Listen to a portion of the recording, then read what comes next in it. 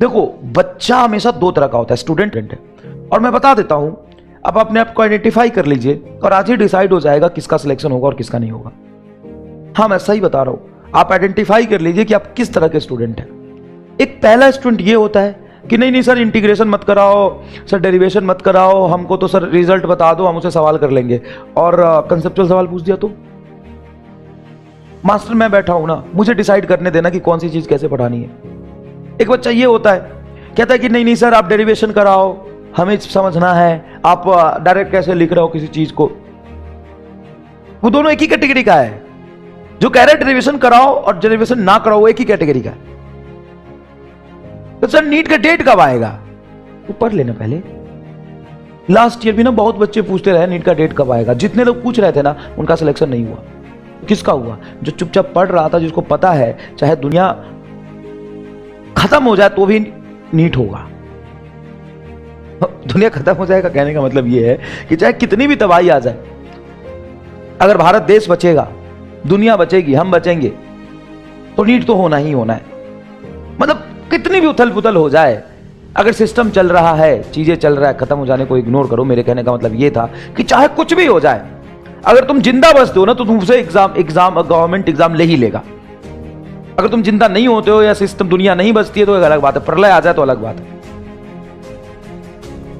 अगर तुम जिंदा बचते हो, तुम एग्जिस्ट कर रहे हो, तुम्हारा अस्तित्व है, तो गवर्नमेंट तुमसे एग्जाम ले ही लेगा। मुझे बहुत बेवकूफ लगते हैं वो लोग जो एग्जाम के डेट में के बारे में बात करते हैं या पूछते हैं या बताते हैं। बहुत बेवकूफ लगते हैं। अब हो सकता है, अब नहीं हो सकता है। अरे भाई मेरे, मैं सच बता रहा हूं, एग्जाम कब होगा? सर आप ये वाला चीज नहीं कराओगे क्या? सर आपने वो नहीं पढ़ाया। सर आप हमें कैसे पढ़ाओगे? सर आप रिवीजन कब कराओगे? सर हमारा ये चैप्टर में ये नहीं हो रहा, तो सर इसको आप कब पढ़ाओगे?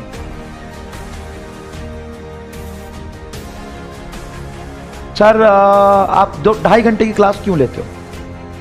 सर आप 1.5 घंटे पढ़ाओ। सर आप सवाल कम कराओ। सर आप ज्यादा सवाल क्यों करा रहे हो? पूरा आंसर निकाल के सॉल्व करो। सर आप एक ही लाइन में आंसर क्यों लिख रहे हो? सर आप ट्रिक यूज करते हो।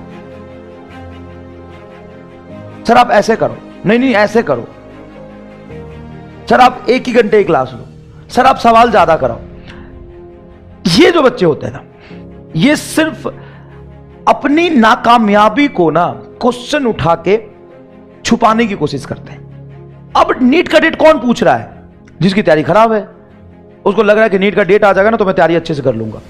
नीट का डेट तक पढ़ाई नहीं शुरू की, उसको लगता है कि नीट का डेट आएगा ना तो मैं प्लानिंग करूंगा।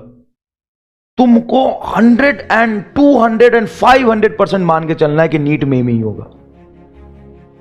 और मई में नीट का डेट मानते हुए अपनी पूरी क्षमता और पूरी जान लगा के पढ़ो। तुम्हें 5 मई तक नीट का पूरा syllabus physics chemistry biology complete करना है। और सिर्फ कंप्लीट ही नहीं करना है, उसको अच्छे से रिवाइज करना है, टेस्ट देना है, क्वेश्चन प्रैक्टिस करना, सब कुछ करना है 5 मई से पहले पहले।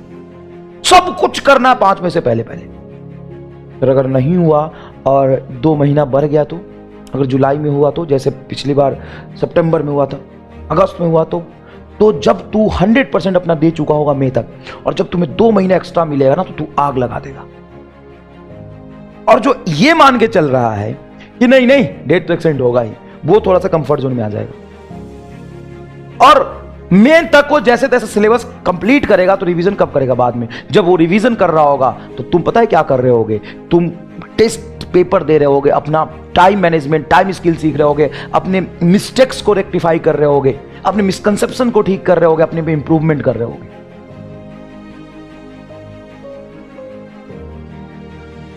दूसरे टाइप का जो बच्चा होता है, उसको इस सबसे मतलब नहीं। उसको मतलब आज आरसी सर्किट पढ़ाया जा रहा है, हमको पढ़ना है, हमको सिलेबस 5 मई मान के ही कंप्लीट करना है, रिवीजन करना है, टेस्ट देना है, सब 5 मई से पहले करना है।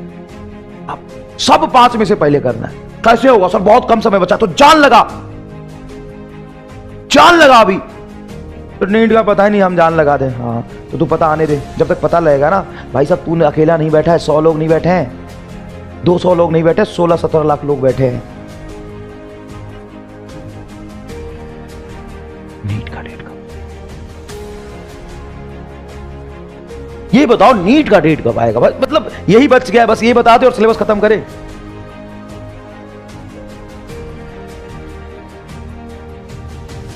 दूसरे तरह का जो बच्चा होता है ना, अगर 1 घंटे की क्लास हुई ना, मैंने पहले ही बताया था, तो कई कोने में बैठे हुए ना 4 क्वेश्चन खुद से वो प्रैक्टिस करता है, वो भी तभी भी 10 घंटा पढ़ता है। अगर 2.5 घंटे की क्लास हुई तभी भी 10 घंटा सेल्फ स्टडी करता है। उसको डैश फर्क नहीं पड़ता कि मास्टर ने 1 घंटे पढ़ाई या 2 घंटे पढ़ाई। तुम जैसे कमजोर लोगों का सिलेक्शन होगा क्या यार? तुम्हारी तो ऐसी फट जाती है, अगर क्लास अगर 2 घंटे की हो गई तो फट जाती तुम्हारी। हाँ, पता नहीं 24 घंटे में से अगर मास्टर ने थोड़ा एक्स्ट्रा एफर्ट लेके अगर आधे घंटे ज्यादा पढ़ा दिया तो इसी में फट जाती तुम्हारी। मास्टर ने अगर 50 सवाल करा दिए, बाप रे बाप, कैसे लिखेंगे नोट्स में? भाई साहब तुम्हारी समस्या ये नहीं है कि हमें ज्यादा से ज्यादा सीखना है, तुम्हारी समस्या ये हम नोट्स में कैसे लिखेंगे। हम नोट्स में कैसे लिखेंगे? क्या कर रहा है यार? तुम्हारी समस्या ये है कि तू नोट्स कैसे बनाएगा, किस लेवल। बात यहां चल रही 10,000 सवाल करेंगे फिजिक्स में, क्लास में मैं करा दूंगा 4-5 हजार सवाल, तो गिन ले। डीबी में मिला लेगा तो 7,000 हो जाएंगे, और 3,000 तुम्हें खुद प्रैक्टिस करना, टेस्ट दे देंगे। और तू इस लेवल पे खेल रहा है कि नोट्स में कैसे लिखेंगे?